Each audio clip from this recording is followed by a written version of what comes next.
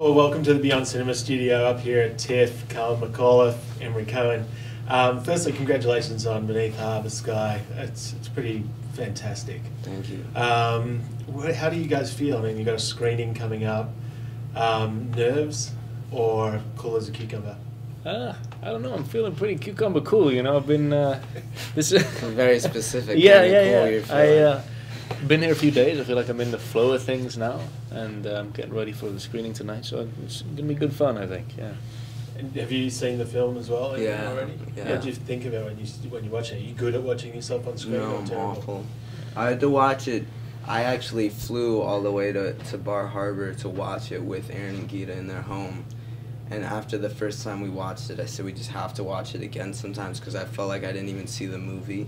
Probably because I was like this half the time. I just kind of picked myself apart, you know. Yeah.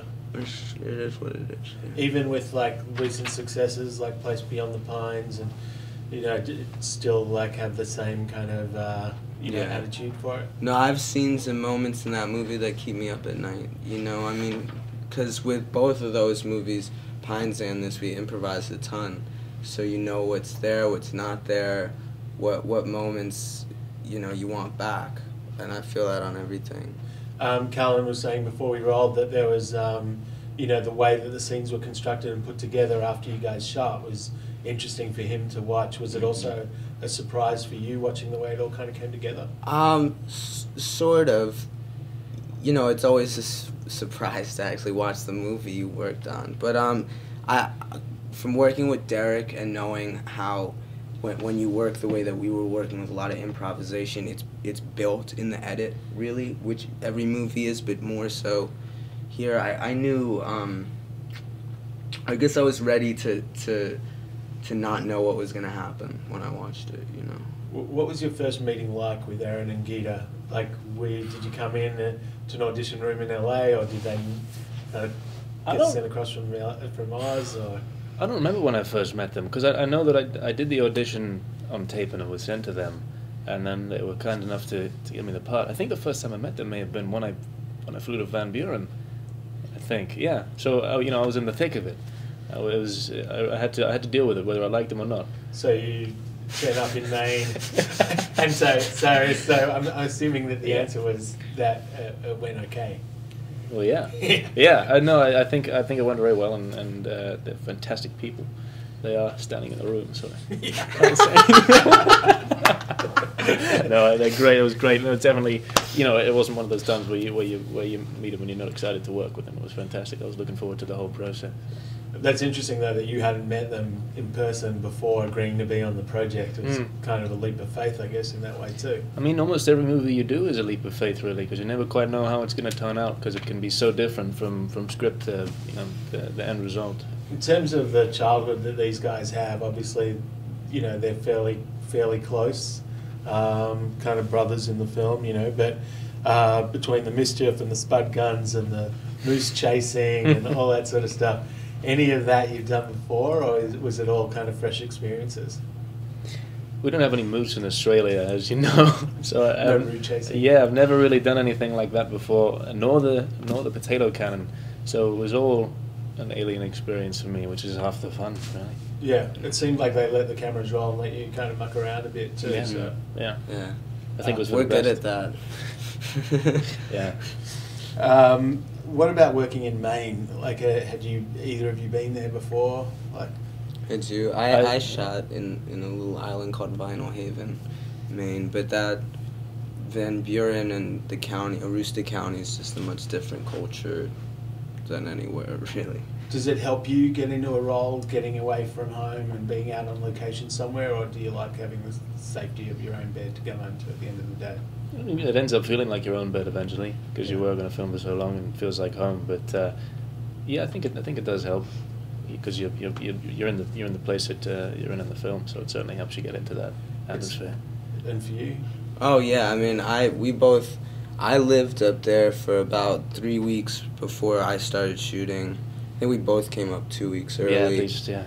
And I was just I covered the county, and got a line Literally, on everything. he's not even exaggerating. It was everywhere. Everybody knew who I was. Yeah, I was just ATVs was something that I had never done. Potato cannons, sure. You know, it's also, for my character, it wasn't about harvesting potatoes. You know, it was about, you know, hustling drugs, and I needed to find out how they did that up there. You know, I felt like I had to.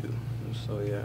But also, I mean, you say like you covered the county. I mean, your character has a reputation in the area. Yeah. It's like, don't you know who I am? Because I guess that I'm was Casper Cody. I don't think anyone in the county actually knew his real name. No. Everyone was calling him Casper. Everybody Everyone on called set him called him Casper. Casper too. I still called him Casper when I saw him a couple of days ago. I accidentally said, "Hey, Casper." That's right. Yeah, you know, means we've done our job. So what's your Corvette? If you were working slinging drugs or working a potato farm or whatever the grind is, what's the payoff? What's worth saving up for?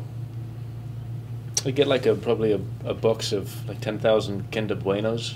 You ever seen those? With the toy inside? No, not the surprise. Oh. The Bueno. It's a little one. You break it. It's got cream inside. Yeah. What We're is talking what are you Ferrero talking Rocher about? chocolate. Yeah, it sounds similar, you're talking but about cheaper. chocolate. Yeah, it's a chocolate. That's what you would slave away for. Just chocolate. That or, you know, some kind of world charity. Probably chocolate though, if I'm honest. Yeah. I can't beat that, man. Sorry. No, I probably. My father's a musician. I've always wanted to buy him a really nice guitar. I'd like to buy him a nice guitar. Very cool. And what was it like working with Aiden as well? Obviously, people familiar with him now from The Wire and Game of Thrones, and a lot of familiar faces kind of supporting you guys in the film as well. So, what was it like working with him so intimately on this film? It was. I mean, it was great. It was intense. It was fun. You know.